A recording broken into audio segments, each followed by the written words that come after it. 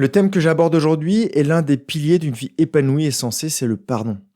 Dans cet épisode, je vais revenir sur un événement très personnel de mon adolescence qui est resté longtemps très douloureux. Et tu vas te rendre compte que sa charge émotionnelle a disparu. Ça se passe au collège, je suis en 3e et l'un de mes camarades va avoir un comportement inacceptable envers moi.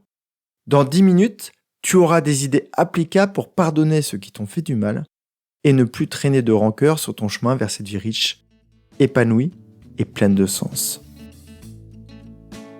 Bienvenue sur Dépasse-toi, je suis Sylvain et la promesse de mon podcast est simple, t'aider à te créer la vie que tu mérites.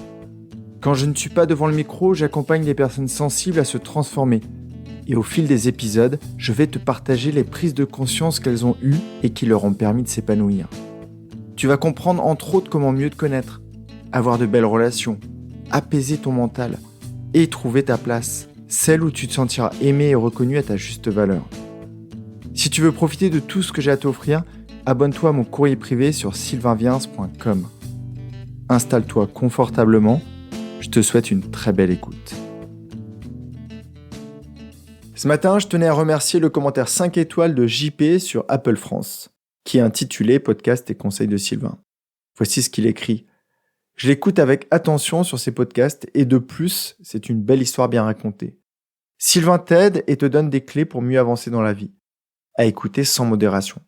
Merci. » Alors merci à toi JP pour ton commentaire et pour l'aide que tu m'apportes à diffuser ces idées et ces histoires afin qu'elles aident le plus grand nombre. J'espère que tu auras donné envie à d'autres de faire comme toi et de me laisser un commentaire 5 étoiles, rempli de gratitude. Encore merci. Revenons au sujet du jour. On parle de pardon ce matin. Je t'ai souvent dit que la rancœur ne sert à rien, juste à plomber ta vie. Aujourd'hui, je vais t'expliquer comment t'en libérer. Pour faire ça, je vais revenir sur une histoire qui est très personnelle. Et je te donne le contexte.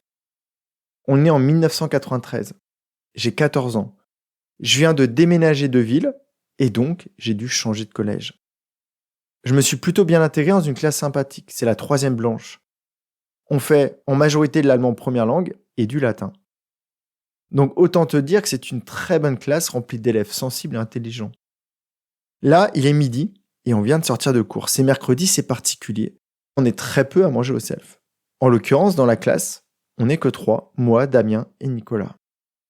On fait la queue pour entrer au self. Le mercredi, c'est particulier, on doit compléter les tables. Donc, il y a un risque que l'on n'en mange pas avec ses amis. Donc moi, je suis plutôt bien placé, je suis au milieu. Donc logiquement, je vais éviter de manger seul. Devant moi, il y a Damien. Et lui, il n'en est pas assuré du tout. Et il m'ordonne de prendre sa place. Je refuse. Je ne bouge pas. Damien, il est bien plus grand que moi. Je n'ai pas encore fait ma puberté. Ma peau est lisse comme celle d'un baigneur. Je dois faire 1m60. Et lui, il en fait au moins 1m80. Il me dépasse d'une tête. Mes cuisses sont de la taille de ses bras. Ses yeux sont remplis de colère et il a un caractère de feu.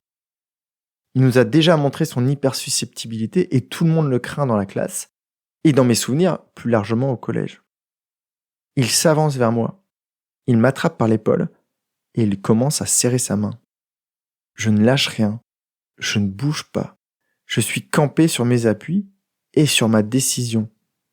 Et j'imagine qu'il la lit dans mes yeux. Je ne te laisserai pas ma place. Damien n'est pas du tout habitué à ce qu'on lui résiste. Il me fait un croche-pied. Je tombe par terre. Il en profite pour prendre ma place. Je me relève et j'essaye de retourner là où j'étais. Et ça le rend fou. Il me met à terre. Et comme si ce n'était pas suffisant, il pose un genou sur ma poitrine et me tape la tête contre le sol bétonné du préau. Bing! Je suis à terre, le dos contre le sol, le crâne contre le bitume. Je suis sonné, vexé, humilié. Pour être transparent avec toi, je me rappelle plus vraiment de la suite. Cet événement aurait pu me blesser à vie. Il aurait pu me donner envie de me cacher, de pleurer seul dans mon coin, voire de ne plus jamais remettre les pieds au collège. Mais je n'ai pas fait ça. Je suis resté droit, digne, et je me suis promis qu'un jour il payerait. C'était il y a 20 ans, et je m'en rappelle comme si c'était hier. Si tu étais avec moi, je pourrais te dessiner le préau, l'entrée du self, les barrières. On est en 2024, Et je ne me suis jamais vengé. J'ai fait mieux que ça. J'ai pardonné Damien il y a 3 ou 4 ans. Alors pourquoi le pardonner? À quoi ça aurait servi que je reste avec de la rancœur? Avec l'envie de me venger?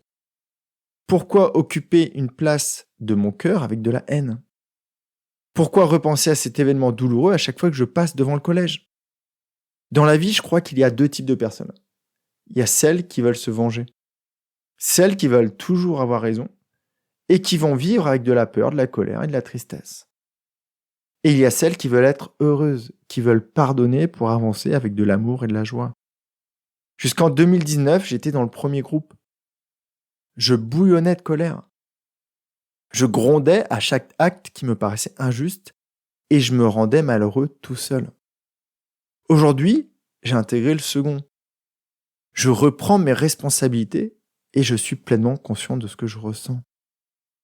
Tu te demandes peut-être comment j'ai fait pour pardonner Damien car son geste et son attitude paraissent impardonnables. Je t'explique tout ça. Dans un premier temps, j'ai digéré la scène et je l'ai rejouée. Après la première chute, je me vois lui tenir tête. Je reprends ma place et il capitule. Je mange tranquille avec mes nouveaux copains. Dans un deuxième script, je reviens vers lui et je lui mets un gros coup de boule. Je lui fais la même chose, voire pire. Dans un troisième, je décide que ça n'en vaut pas le coup et je repasse à autre chose. Je n'en veux ni à Damien, ni à Nicolas, mon autre camarade de classe qui aurait pu me défendre. Dans le quatrième script, je m'exécute en me disant que je vais peut-être rencontrer quelqu'un de sympa sur une autre table. C'est ce dernier script qui était le plus en phase avec ma nouvelle vie, avec ce que je veux. Passer à autre chose, ne pas rester en colère et peut-être découvrir d'autres personnes. Donc si tu veux faire comme moi et vider ton cœur de la rancœur pour y laisser de la place pour des choses positives, voici les étapes. La première étape, celle qui m'a permis de me rappeler ça, c'est de répondre à la question: est-ce qu'il existe dans ma vie des personnes à qui j'en veux? J'avais déjà excusé Morgan qui avait essayé de me blesser pendant la classe de mère en CP. J'avais déjà excusé Stéphane avec qui je m'étais battu en CM1.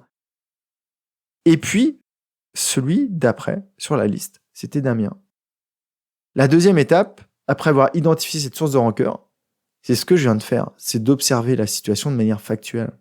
Si possible, de la revivre si ce n'est pas trop douloureux. Ou le cas contraire, de la regarder à travers un écran.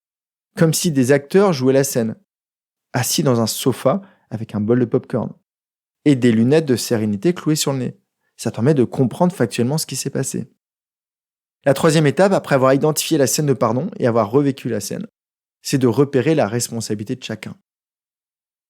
Dans ce cas, c'est d'enfiler les lunettes de la compassion pour moi, pour Damien, l'agresseur, et Nicolas, l'observateur. Que puis-je dire? Quelles sont les responsabilités de chacun? Commençons par Nicolas. Que peut-il faire? Même si aujourd'hui il approche comme moi des 2 mètres, à l'époque, il était aussi petit et frêle que moi. Donc je ne lui en veux pas. À sa place, j'aurais joué au sauveur et on aurait fini tous les deux sur le sol. Donc c'est ok pour Nicolas, je l'ai pardonné. Qu'en est-il de Damien? Pourquoi m'avait-il tapé la tête sur le sol comme ça? Damien avait une vie difficile. Et je sais que ça ne devait pas être marrant tous les jours dans sa tête. Est-ce que ça excuse son geste? Non. Mais j'arrive à comprendre la colère qu'il avait en lui. Quand j'ai refusé son ordre, il s'est senti mal aimé, pas respecté, et il a réagi comme un gamin malheureux, peut-être battu à la maison. Qu'en est-il de moi? J'étais un peu bête. Je peux me l'avouer maintenant, jouer au David contre Goliath, je n'avais aucune chance de l'emporter.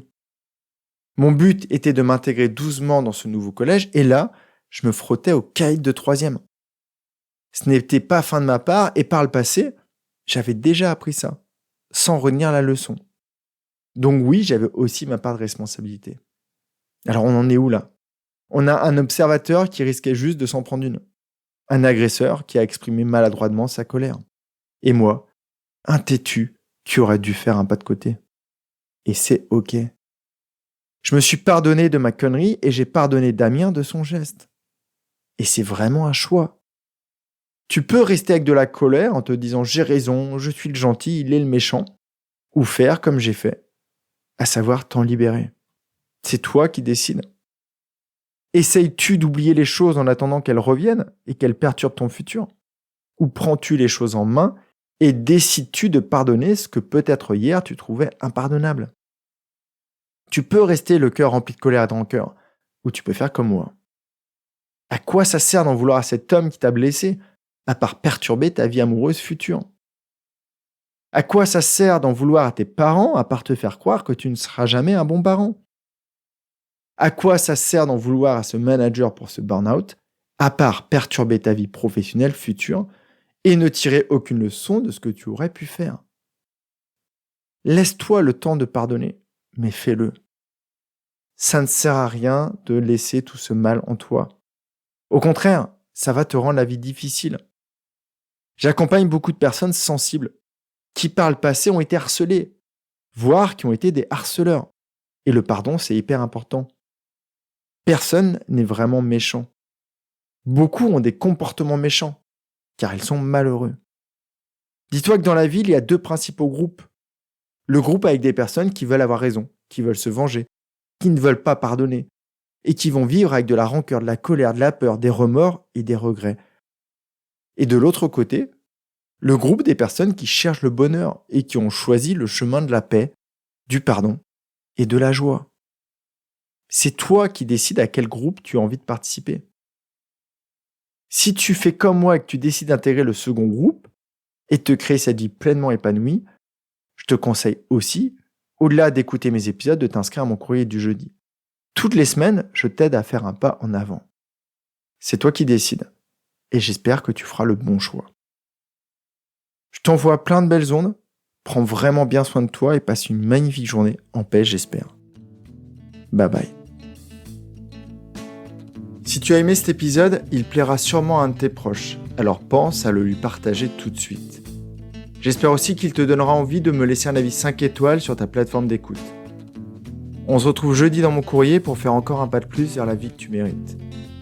Prends vraiment bien soin de toi et passe une très belle journée. Bye bye.